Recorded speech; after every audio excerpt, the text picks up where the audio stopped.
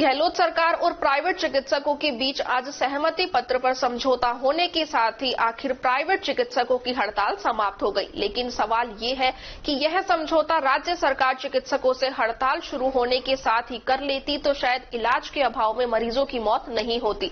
आखिर मरीजों की इन मौतों का जिम्मेदार कौन है, यह सवाल जनमानस को बार बार कसोट रहा है। प्राइवेट चिकित्सकों का कहना था कि वे सिर्फ मरीजों का इलाज करने वाले सिर्फ माध्यम है, जबकि मरीजों को समुचित इलाज देकर उन्हें स्वस्थ करने का दायित्व राज्य सरकार का है। दरअसल अलवर जिले में सहित पूरे प्रदेश भर में राइट टू हेल्थ बिल में कतिपय बिंदुओं में संशोधन को लेकर प्राइवेट चिकित्सक हड़ताल पर चले गए थे। चिकित्सकों ने ज्ञापन के माध्यम से अनेक बार राज्य सरकार को हड़ताल के बारे में अवगत कराकर आगाह किया, लेकिन गहलोत सरकार की हठधर्मिता के चलते मजबूरन प्राइवेट अस्पताल के डॉक्टरों को हड़ताल पर जाना पड़ा था। इस हड़ताल का खामियाजा अनेक मरीजों को जान गंवाकर चुकाना पड़ा था। सरकारी अस्पताल के डॉक्टर भी प्राइवेट डॉक्टरों की हड़ताल के समर्थन में उतर गए थे। ऐसे में मरीज इलाज के लिए तड़पते रहे। किसी मरीज का इलाज नहीं होने पर उसकी मौत होना साफ तौर पर ये एक प्रकार की हत्या है। चिकित्सकों और राज्य सरकार के बीच हुए समझौते के अनुसार 50 बिस्तरों से कम वाले निजी मल्टी स्पेशलिस्ट अस्पतालों को आरटीएच से बाहर कर दिया है। सभी निजी अस्पतालों की स्थापना सरकार से बिना किसी सुविधा की हुई है और रियायती दर पर बिल्डिंग की भी आरटीएच अधिनियम से बाहर रखा जाएगा। इसके अलावा निजी मेडिकल कॉलेज अस्पताल पीपीपी मोड पर बने अस्पताल सरकार से मुफ्त या रियायती दरों पर जमीन लेने के बाद स्थापित अस्पताल प्रति उनके अनुबंध की शर्तें अस्पताल ट्रस्टों द्वारा चलाए जाते हैं। भूमि और बिल्डिंग के रूप में सरकार द्वारा वित्त पोषित और राजस्थान के विभिन्न स्थानों पर बने अस्पतालों को कोटा में नियमित करने पर विचार किया जाएगा। यह आरटीएच के दायरे में रखे जाएंगे। आंदोलन के दौरान दर्ज किए गए पुलिस केस और अन्य मामले वापस लिए जाएंगे। अस्पतालों के लिए लाइसेंस और अन्य स्वीकृतियों के लिए सिंगल विंडो सिस्टम होगा। फायर एनओसी नवीनीकरण हर 5 साल में करवाया जाएगा। नियमों में कोई और परिवर्तन यदि कोई हो, आईएमए के 2 प्रतिनिधियों के परामर्श के बाद किया जाएगा। आदि बिंदुओं को लेकर प्राइवेट चिकित्सकों और राज्य सरकार के बीच समझौता होने के साथ ही प्राइवेट चिकित्सकों की हड़ताल समाप्त हो गई। बहरहाल समझौते के बाद प्राइवेट डॉक्टरों ने अपने अस्पताल शुरू कर दिए। बेशक उन्हें आर्थिक नुकसान उठाना पड़ा, लेकिन राज्य सरकार की हठधर्मिता के चलते बेकसूर मरीजों को अपनी जान से हाथ धोना पड़ा। यह समझौता हड़ताल शुरू होने से पहले भी हो सकता था। HM has already excluded less than 50 bedded private multi-speciality hospitals from RTH. You can ignore this point because this is just because the health minister has mentioned it in the assembly. Let's go to point number 2. All private hospitals established without taking any facilities from the government in form of land and building at subsidized rate shall also be excluded from the RTH Act. This point in fact excludes 99% of the private sector from the purview of RTH. Let it be very clear and sure about it. Thereafter, the following category of hospitals will be covered by RTH Act. Private medical college hospitals, agreed, no issues. Hospitals established on public-private partnership mode. I am again repeating, public-private partnership mode. That means the government has a stake in it. Government is a partner in it.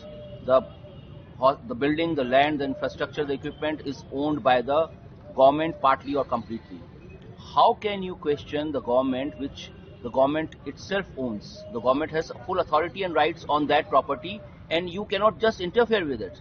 So this practically implies that it is part of the government infrastructure.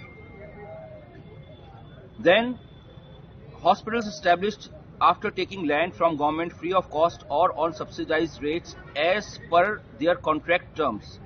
In brackets also mentioned as per land allotment terms and conditions. Followed by hospitals run by trusts, bracket those funded by government in form of land and building. I'll elaborate on this. If a particular hospital or an institution has signed a clause or any such provision with the government in form of an agreement which has been done in the past with their signatures, with their approval, then that clause is binding on them. by bringing in this RTH, they are not in any way coming under the purview of this bill. This has been clearly mentioned in the brackets, and this has been specifically added as per land allotment terms and conditions. If you have submitted, which you are bound to follow, how can we say on your behalf, no, it is not acceptable? If you have signed it, accepted it as a clause and agreement, you have to follow it. You are not being forced to do anything extra apart from this by this so-called RTH bill. If you have not signed any such clause or agreement, you are out of the RTH bill. Be it trust hospital, a 50-bedded hospital, a 100-bedded hospital, or a 500-bedded hospital.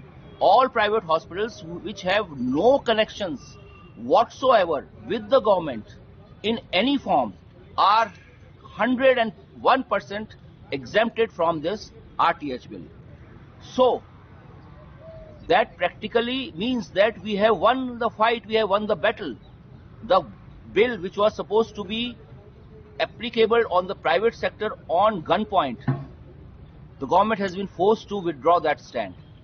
And now this bill is purely applicable to the government institutions and all such institutions which are in any way benefiting or connected with the government.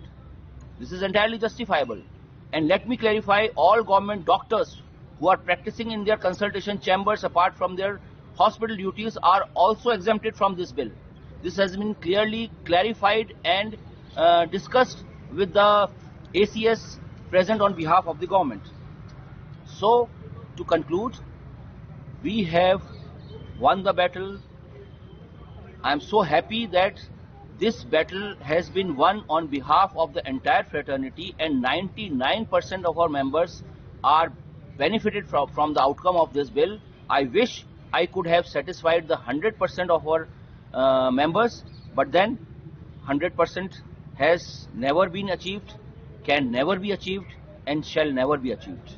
What has been achieved is 99%, and I am extremely happy, satisfied, and proud of what I have done, what we have done, what all of you have done.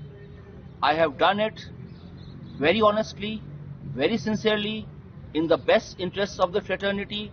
And again, I thank you all and congratulate for this historical win.